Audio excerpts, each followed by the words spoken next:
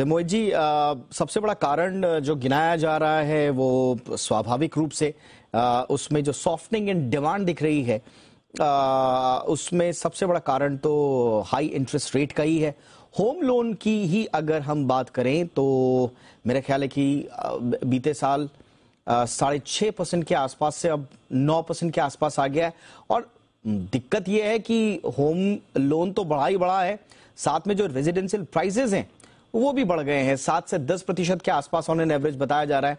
और कुछ तो कहा जा रहा है कि अगर ऑन ग्राउंड प्राइसेस कुछ इलाकों में देखा जाए तो डबल डिजिट में जा चुकी है ग्रोथ कई इलाकों में। तो स्थिति घर खरीदने की क्या आप पा रहे हैं और एक आम ग्राहक को क्या करना चाहिए?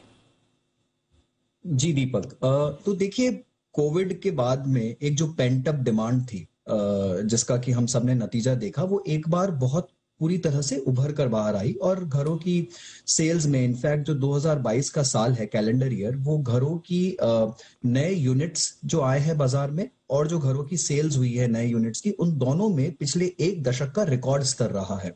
तो सबसे हाईएस्ट सेल्स और सबसे हाईएस्ट न्यू यूनिट्स पिछले साल हमने देखे। और उसी के साथ पिछले साल एक अच्छी चीज ये हुई दीपक, जो कि मार्केट ये दबा हुआ था रियल एस्टेट का, वो 6 साल के बाद यहां पर हमने प्राइसेस को बढ़ते हुए देखा सेकंड हाफ में 2022 के। तो इस सब के चलते एक छोटी सी डिमांड जो उभर कर आई थी कोरोना के बाद से, हुआ ये कि बढ़ते हुए ब्याज की दरों ने और बढ़ते हुए इन्फ्लेशन ने, महंगाई ने उसको कुछ हद तक चोट पहुंचाई है पिछले एक क्वार्टर में, अगर मैं कहूं तो। हालांकि जैसे कि गुलाम साहब ने कहा, अभी तक पूरी तरह से उभर कर ये सामने नहीं आया है, बट मुझे लगता है कि जिस तरह से ब्याज की दरें बढ़ रही है, एक जो होम लोन आपको करीब 6.7% में अवेलेबल होता था आज से एक साल पहले, वो आज कुछ 8.5 से 9% के बीच में मिल रहा है। तो यहाँ पर आपकी ईएमआईज बढ़ चुकी हैं, आपका मंथली आउटगो बढ़ चुका है, और साथ ही में महंगाई दूसरी तरफ भी बहुत बढ़ गई है, तो घर के जो दूसरे खर्चे हैं वो भी बढ़ गए हैं।